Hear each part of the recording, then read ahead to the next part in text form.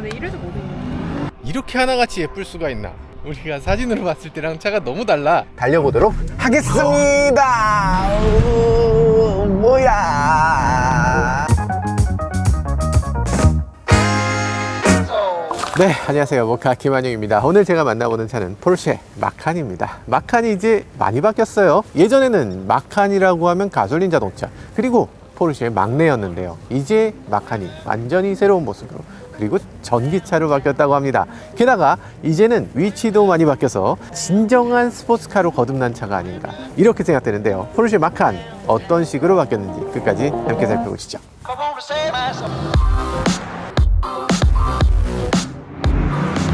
정말 놀랍죠. 여기 나와 있는 곳은 지금 니스입니다. 프랑스 니스에 제가 나와 있는 이유는 바로 이 차 마칸을 시승하기 위해서인데요. 자, 마칸을 봤을 때 외관 어떻게 느껴지세요? 외관 많은 사람들이 아마 생각하면서 야, 이거 내가 기대했던 거하고 다르다 라고 생각하실 거예요. 훨씬 더 날렵하고 훨씬 더 납작하고 마치 스포츠카 같은 느낌이 드는, 역시나 포르쉐는 포르쉐구나 라는 생각이 들게 하는 그런 외관을 갖추고 있습니다. 일단 4포인트 램프 같은 것들이 가장 눈에 띄는데요. 이 4포인트 램프는 이런 식으로, 요거 좀 지저분해서 죄송합니다. 좀 깨끗해졌죠. 네. 4포인트 램프 같은 경우는 이런 식으로 생겼는데, 포르쉐면 원래부터 이런 헤드램프를 갖고 있었잖아요 라고 생각하실 텐데 아닙니다. 원래 있던 헤드램프는 진짜 램프였어요. 근데 이제 이 4포인트 램프는 DRL로 사용됩니다. 실제 램프는 어디 있느냐? 실제 램프는 여기 있어요.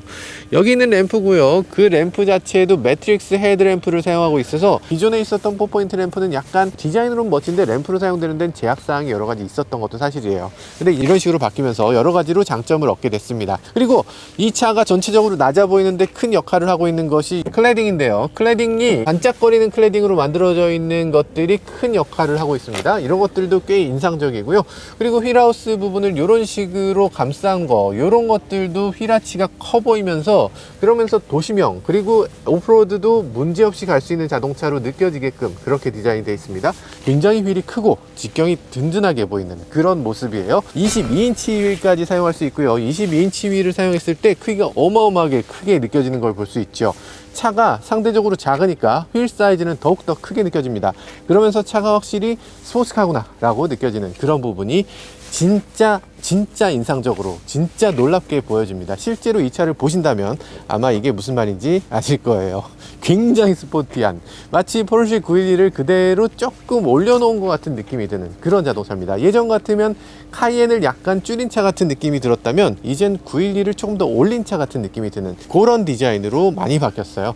뒷부분도 사실 이거보다 깨끗해야 되는데 죄송합니다. 이게 저희가 오프로드를 너무 열심히 달렸어요. 인서트를 보시면 되겠다. 자, 이렇게 생겼습니다. 지금 뒤편은 3D로 만들어진 여러 가지 요소들을 갖추고 있는데요. 그러다 보니까 입체로 그냥 툭툭툭 튀어나온 부분이 굉장히 눈에 띕니다. 굉장히 멋지게 보여지기도 하고요. 여러분들은 안 보이시겠지만 이 포르쉐 배지는 지금 이게 투명한 거예요. 투명한 블랙입니다. 그래서 실제로는 아마 반짝반짝하게 보이실 거예요. 검정이 아니라 유리같이 이렇게 빛나는 거라고 생각해 보시면 됩니다. 그리고 옵션으로 여러 가지 선택할 수 있고요. 당연히 포르쉐답게 이 안에 글씨를 흰색으로 할 거냐 검정색으로 할 거냐 다양한 색으로 선택할 수 있고, 그리고 여기 들어가는 여러 가지 요소들을 다 바꿀 수 있습니다. 지금 이 차는 터보기 때문에 여기 이렇게 뒤쪽에 홈 같은 게 살짝 들어 있고요.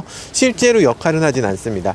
이런 것들이 이 마칸 터보의 특징이긴 합니다. 자, 전체적으로 봤을 때 어떠세요? 차가 굉장히 날렵한 느낌이 드나요? 그리고 이 노란색, 저희가 노란색을 선택할 수밖에 없었던 이유는 모카색이니까 선택을 했는데, 이게 이렇게까지 잘 어울리는 차가 있나 싶은 생각이 들어요. 특히 람보르기니 우루스가 떠오르는 그런 느낌인데, 우루스 떠오르지 않나요? 약간 그런 느낌인데요, 그죠? 자, 뒷부분에 여러 가지를 봤을 때 특히나 트렁크의 오프닝 같은 것도 특이합니다. 트렁크 오프닝 스위치가 이렇게 숨겨져 있어요.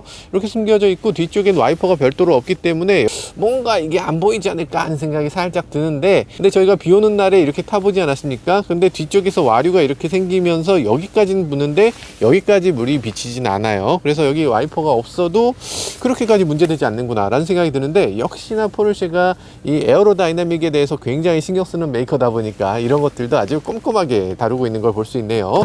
그래서 트렁크를 열어보면 이런 식으로 생겼습니다. 그리고 여기 보면 트렁크 지금 보스 사운드 시스템에 서브우퍼가 들어있습니다. 근데 지금 이거는 이 서브우퍼 인클로저는 작은 거예요. 이게 작은 겁니다. 이게 부메스터 사운드 시스템을 사용하게 되면 여기서부터 여기까지를 꽉 채웁니다. 꽉 채워서 가는 부메스터 사운드 시스템을 선택하실 수도 있고요. 그리고 이 차에는 기본적으로 에어 서스펜션이 있으니까 이 에어 서스펜션을 통해서 버튼을 누르면 차체를 이렇게 낮출 수 있고요.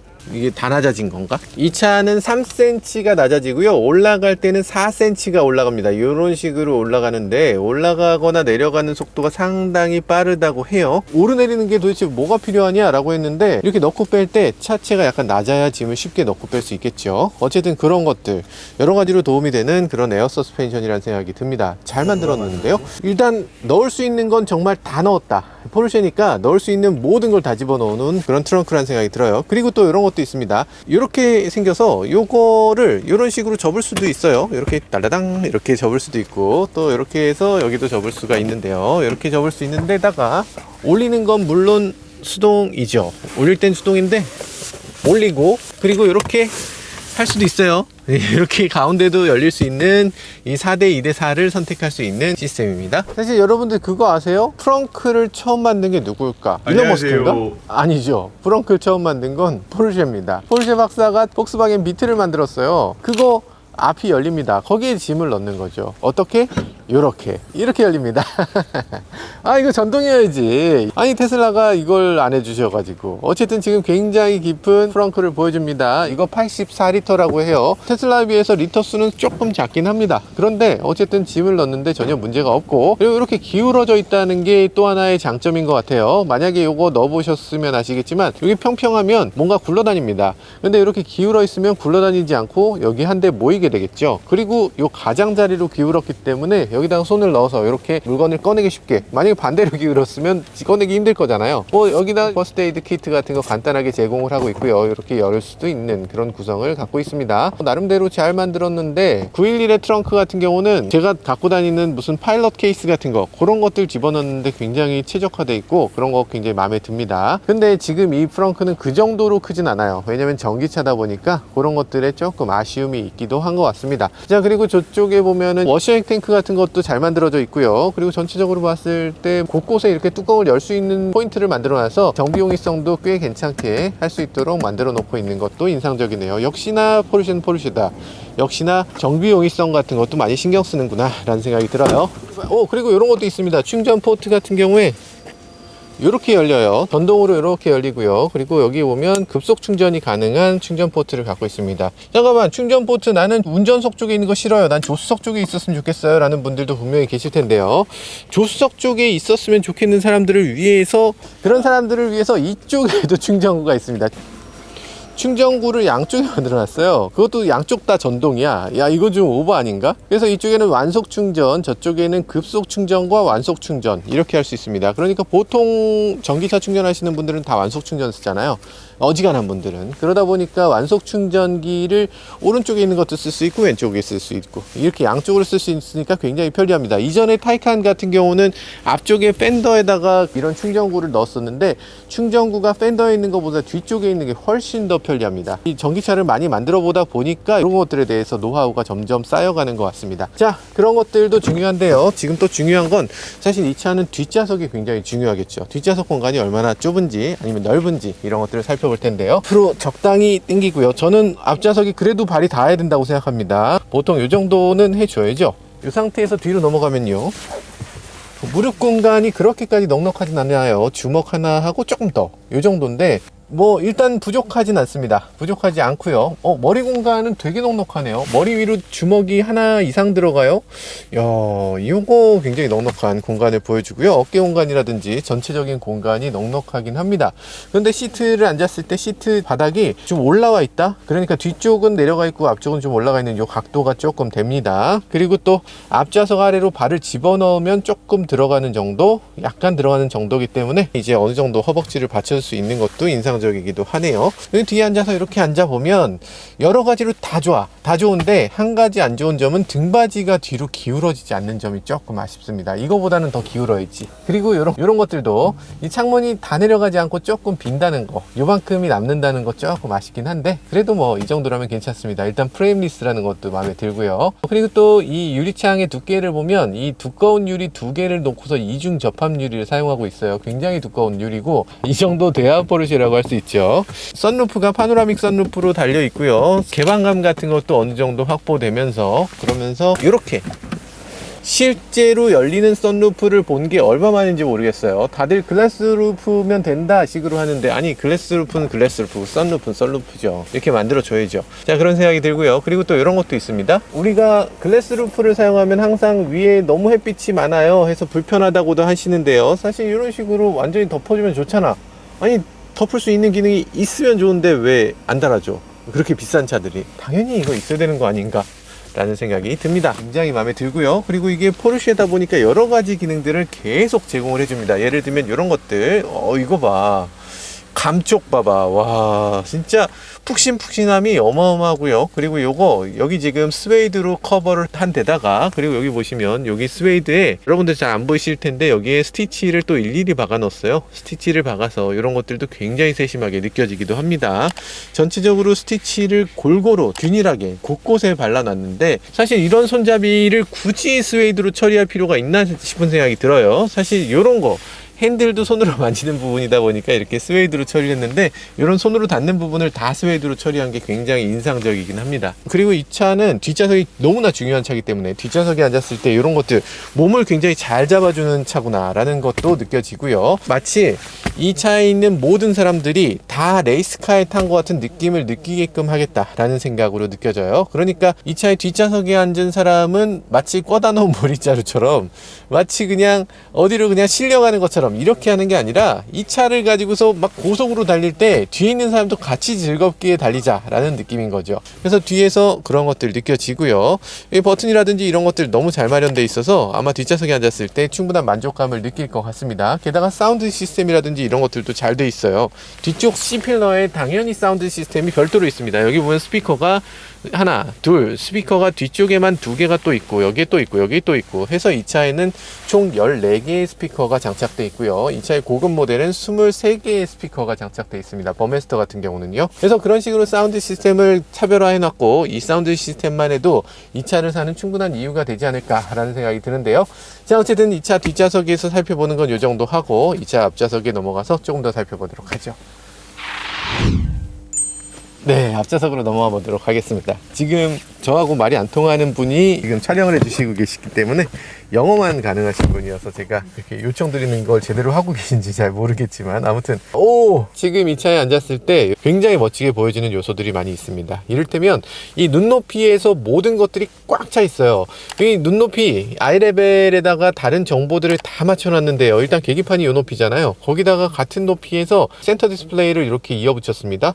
여기도 이어 붙였어요. 그래서 조수석까지 이렇게 한 덩어리로 쭉 이어 붙인 것들, 이런 것들이 눈높이에서 다 일어나게 만들었구나 라는 생각이 들고요. 이런 식으로 하면 그럼 조수석에서 많은 사람들이 동영상을 보거나 하면 어떻게 하느냐, 동영상 봤을 때도 괜찮습니다. 왜냐하면 여기는 편광 필터가 있기 때문에 운전석에서는 조수석에 있는 영상이 보이지 않고요. 조수석에서는 계속 영상을 보면서 유튜브 같은 거 보면서 운전자를 약 올릴 수 있어요. 그거 재밌어?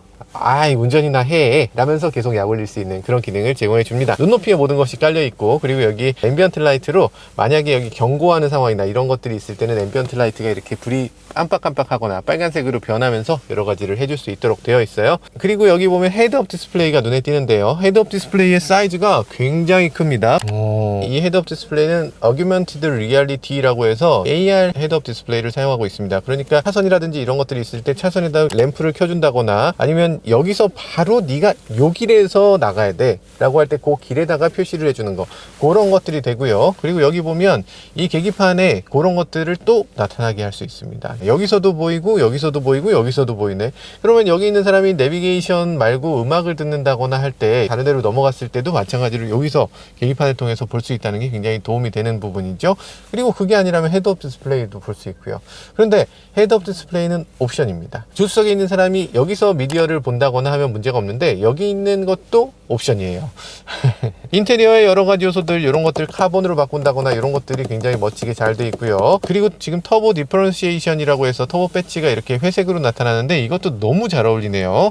그런 것도 굉장히 마음에 드는데 마음에 들지 않는 것도 하나 있습니다. 이 드라이브 모드 같은 거, 지금 이게 스포츠 플러스로 바꿨을 때 이런 식으로 바뀌는데, 스포츠 플러스까지는 되는데 여기 버튼이 눌러지는 이 스포츠 리스폰스 버튼이 따로 없습니다. 이 차에는 부스트 기능이 있는데도요, 이 부스트 기능을 사용하기 위해서는 오로지 론치 컨트롤을 할 때만 부스트 기능이 사용되고요, 평소에 부스트 버튼을 누를 수 있는 방법이 없어서 이런 것들은 조금 아쉽게 느껴지긴 합니다. 현대차 같은 경우는 여기에 부스트 버튼이라든지 아니면 뭐 NGS라든지 이런 것들을 제공해서 여러 가지로 더 퍼포먼스를 높이는 방법을 버튼을 눌러서 할 수 있도록 하고 있는데, 포르쉐는 그런 것들을 제공하고 있지 않네요. 아마도 우리가 요게 최적인데 네가 거기서 뭘 바꾸려고 해, 우리가 말하는 게 답이야 라고 얘기를 해주는 것 같습니다. 자, 그런 생각이 들고요. 인테리어에서 여러 가지 요소들, 블랙 하이글로시에다가 이렇게 글씨가 나오게 한 거, 이런 것들 완전 완벽에 가까운 그런 인테리어를 갖추고 있죠. 너무 잘 보여요. 너무 잘 보이고, 요게 나오는 곳과 나오지 않는 곳이 서로 구별되지 않도록 정말 깔끔하게 처리를 하고 있는 게 인상적입니다. 너무 멋진데요. 그리고 이 만듦새 같은 것도 보면 역시 포르쉐는 포르쉐네.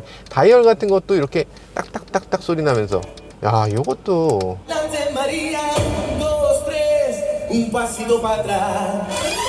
이런 것들도 너무 잘 만들어서, 다른 브랜드 같으면 여기 흔들면 흔들리잖아요. 포르쉐는 흔들리는 거 없이 아주 딱 무슨 톱니바퀴가 딱 물려있는 것처럼 이렇게 꼼짝도 안 하는 이런 모습을 보여주네요. 너무 잘 만들었는데, 공조장치 같은 경우 아주 특이하게 생겼습니다. 이런 것들이 이런 식으로 생겼어요. 이렇게 생긴 공조장치 스위치는 전 처음 봤습니다. 공조장치가 열리고 닫히게 하는 걸 이렇게 하면 열리고 이렇게 하면 닫히게 하는데, 굉장히 쉽고 단순하게 잘 만들어 놓긴 했는데 이게 막 멋있고 그렇게 느껴지진 않네요. 그냥 기능적으로 만들었어. 아마 나중에는 이걸 크롬으로 옵션을 제공하지 않을까. 지금으로서는 크롬도 없고 그냥 옵션도 없는 그런 형태인데, 아마 밤에 불이 켜지긴 할 것 같습니다. 처음으로 도입한 것 같은데 기능적으로는 아주 좋은 선택인 것 같아요. 그리고 또 이런 것들 있죠. 센터에 이렇게 크로노 스포츠 시계가 이런 식으로 나와 있는데, 이것도 뭐 나름대로 없으면 안 되는, 이거 없으면 인스타그램에 어떻게 올려. 이거 딱 찍었는데 괜히 이거 한 번씩 등장해야 되잖아요. 네, 그렇기 때문에 꼭 넣어야 되는 옵션이 여기 자리 잡고 있네요.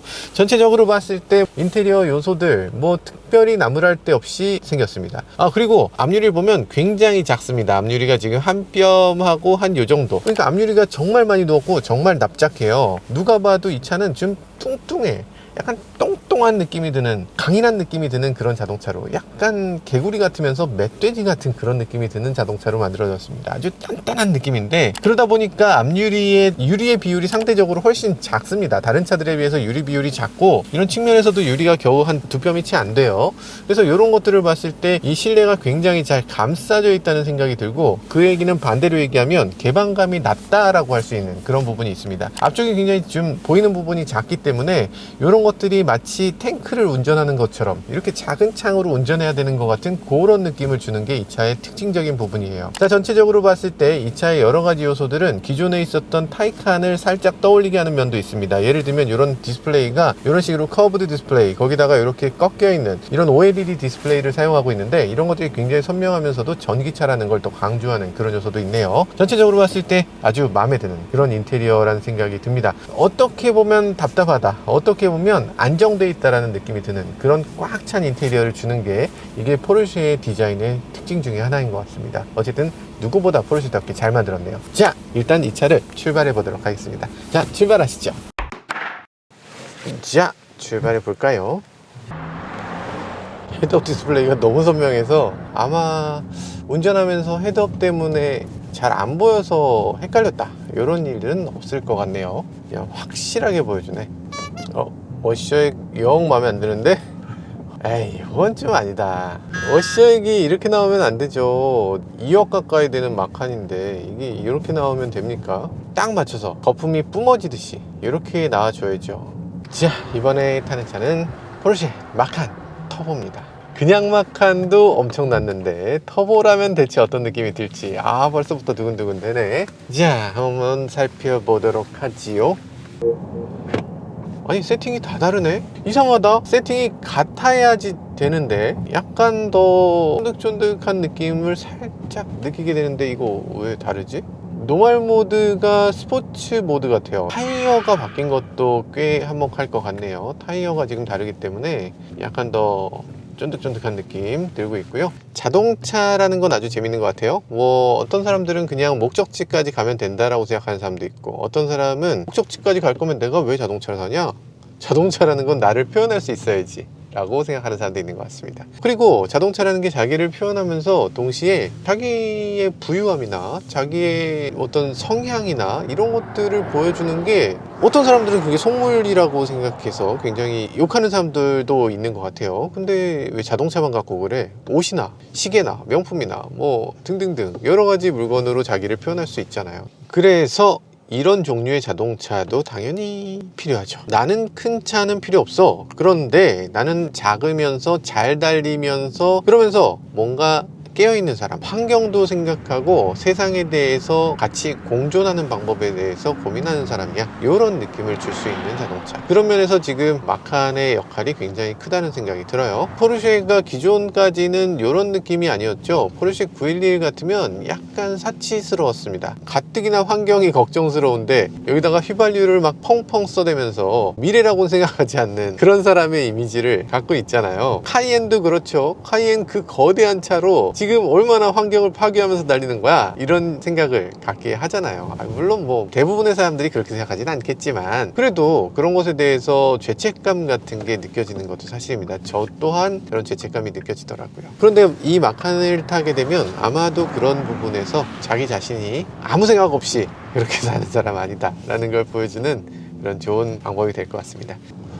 근데 헤드업이 증강현실 ARHUD를 사용하고 있는데, 이 ARHUD가 프랑스의 굉장히 복잡한 길에도 불구하고 굉장히 인상적이네요. 깜짝이야, 지금 깜짝 놀랐습니다. 이 차를 처음 타는 게 아니고 좀 전에 마칸 4를 탔었는데 그 마칸 4하고 비교했을 때 너무 압도적으로 나가니까 깜짝 놀랐네요. 지금 내비게이션 같은 경우는 이렇게 지금 위성지도처럼 보이게 할 수도 있습니다. 카플레이 같은 경우도 여기서 나오는 거 여기도 나오고요, 헤드업으로도 나옵니다. 구글 안드로이드 오토 같은 경우도 여기도 나오고 여기도 나오고 여기도 나옵니다. 그런데 문제는 이 ARHUD 같은 경우는 내장 내비게이션에서는 되는데 애플 카플레이로 연결해서 선택한 지도는 AR까지는 작동되지 않는 걸 볼 수 있어요. 자, 연석을 밟으면서 이렇게 주행해 보도록 하죠. 호호, 이거 약간 무시무시하고만. 문제는 놀랍게도 이게 노멀 모드라는 겁니다. 노멀 모드가 이 정도고요. 미쳤다. 한번 스포츠 모드로 바꿔보도록 할게요. 스포츠 플러스 모드로 바꿨는데요. 스포츠 모드에서 달리는 느낌은 더욱더 짜릿짜릿합니다. 아주 그냥 롤러코스터 같은 느낌이 잘 들고 있네요. 앞에 제동! 차의 제동은 지금 전자식 브레이크를 사용하고 있기 때문에 제동 느낌이 이렇게 즉각적으로 느껴지지 않습니다. 저는 개인적으로 이 제동할 때 캘리퍼가 로터를 딱 잡는 그 느낌이 되게 좋거든요. 그게 브레이크로 느껴집니다. 삭삭삭삭 하는 그 느낌. 근데 그 느낌이 없어서 그건 참 아쉽게 느껴지긴 하네요. 그러면 브레이크 반발력이 전혀 없나요? 정말 게임기 같은가요? 라고 하면 그건 아니고요. 이 브레이크에 브레이크 시뮬레이터라고 하는 게 별도로 장착되어 있습니다. 그래서 브레이크를 밟으면 이 마치 브레이크가 담력을 반발을 주듯이 그런 느낌을 가상으로 만들어주고 있어요. 그러니까 꼭 필요한 만큼 브레이크를 작동시키는데 그게 필요하다라고 본 것 같아요. 왜냐하면 이 차의 브레이크 시스템은 회생제동과 실제 물리브레이크를 잘 믹스시켜서 작동되도록 하고 있거든요. 그래서 브레이크를 밟았을 때 처음에는 회생제동이 쭉 올라가는 걸 볼 수 있습니다. 그럼에도 불구하고 브레이크는 굉장히 잘 작동됩니다. 지금 이 차는 카본 세라믹 브레이크라든지 이런 것들은 없어요. PCCB 이런 거 있으면 좋을 텐데 그런 건 없고요. 오로지 그냥 일반 철 브레이크만 사용 가능합니다. 텅스텐 브레이크도 없어요. 뭐 이유를 물어보니까 이 차는 회생제동이 엄청 강력하기 때문에 굳이 그런 것까지 필요가 없다라고 합니다. 그리고 또한 이 차는 어쨌든 레이스카는 아니니까 당연히 이 정도면 된다라고 얘기하네요. 느낌 다른데요, 근데 이 차? 훨씬 더 잘 달리죠. 이런 느낌. 우와. 이런 느낌. 이 G값이 어마어마하네요. 재밌는 게 한번 가속을 하고 나면 G포스를 한번 보여줍니다. 너 이거 가속한 거 G포스가 얼마 나왔어? 이렇게 화면에 헤드업 디스플레이 딱 쏴줘요. 그래서 지금 좀 전에 가속했을 때 G포스는 1이 나왔습니다. 이게 근데 맞는 건지는 모르겠어요. 정말 정확하게 G포스를 쟀을 때 1일까? 덜 될 것 같은데 이런 생각이 들지만 어쨌든 지금 얘가 이 차가 파악하기로는 G포스 1 그리고 코너 G포스 몇 이런 식으로 앞에 표시해 주는 거, 이거 아주 재밌는 요소네요. 헤드업 디스플레이에서 이렇게 다양한 것들을 보여준다는 게 사실 다른 메이커들도 많은 연구가 필요한 것 같습니다. 아, 좋다. 사실 이런 차를 가지고 오프로드를 가는 건 좀 죄악 아닌가?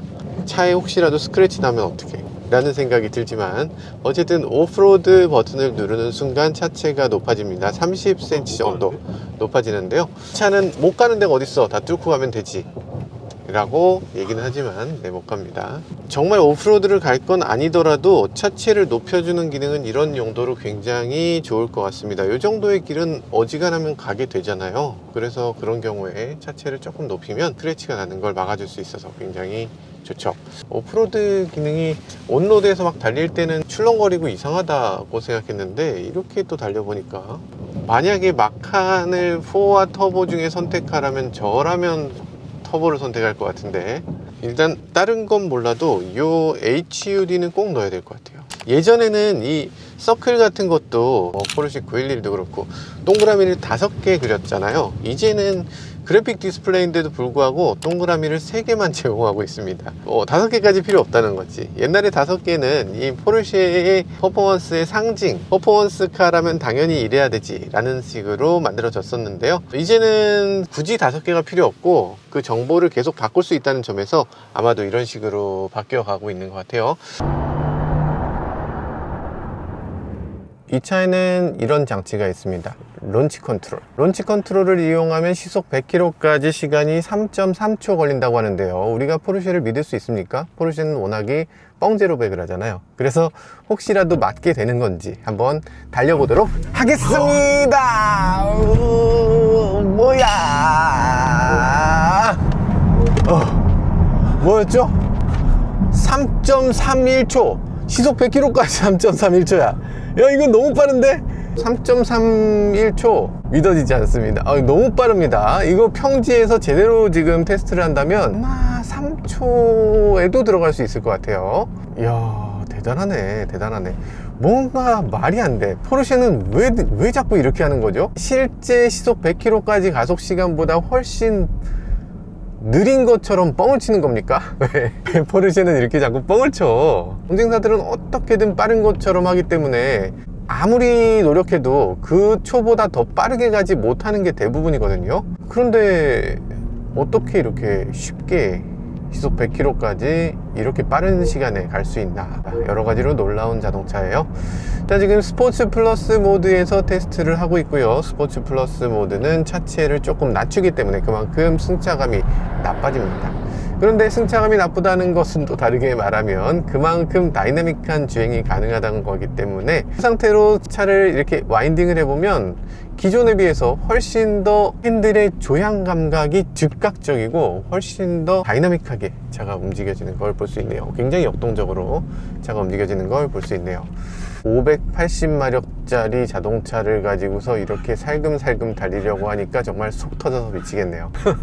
아니, 이거 서킷에서 시승을 했어야지, 이게 뭐 하는 거야? 물론 뭐 두 가지를 다 만족시킬 수 있는 차다라는 걸 강조하는 것 같아요. 만약에 와인딩을 원하면 와인딩을 하고 이렇게 편안하게 주행하고 싶으면 또 편안하게 주행할 수 있다, 요걸 강조하고 싶었겠죠.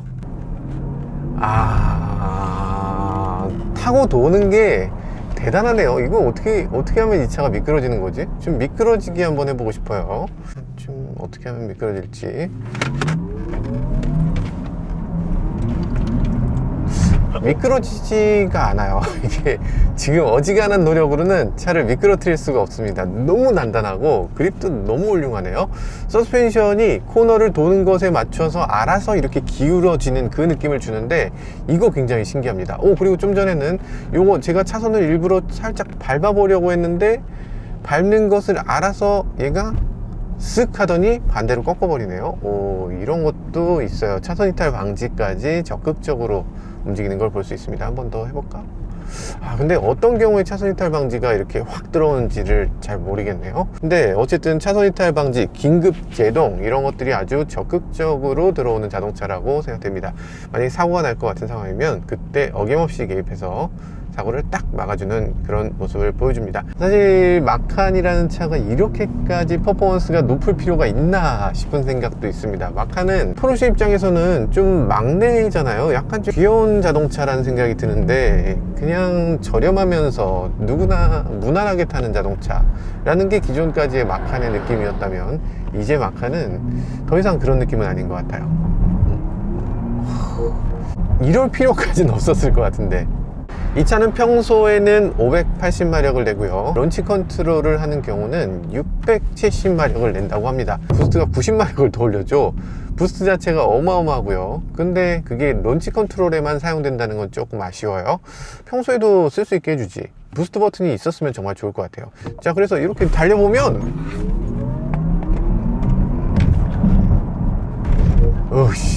어씨 뭐였어.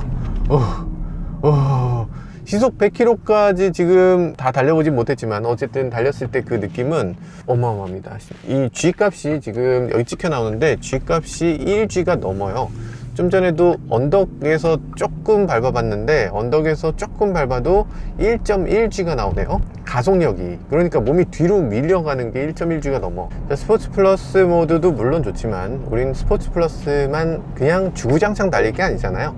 오늘 취지에 맞게 속도를 좀 줄이면서 스포츠 노말 버전으로 한번 바꿔보도록 하겠습니다. 자, 노말 버전으로 바꿨을 때 차체는 조금 높아집니다. 쭉쭉쭉 올라오는 걸 볼 수 있죠. 올라온 다음에 서스펜션이 확실히 여유가 생기는 걸 볼 수 있어요. 약간 움직임도 조금씩 둔해집니다. 핸들 돌렸을 때 이렇게 기민하지 않고 조금씩 늦게 따라오는 이런 느낌이 확실히 느껴지죠. 이런 것들이 핸들에 좀 여유를 가져오게 되고 운전자가 그렇게까지 집중하지 않아도, 너무나 운전에 몰두하고 막 예민하게 굴지 않아도 되는 그런 상태를 만들어줍니다. 지금 여유롭게 한 손으로 이렇게 느긋하게 운전할 때도 있어야 되잖아요. 네, 그런 경우를 잘 반영해주고 있네요.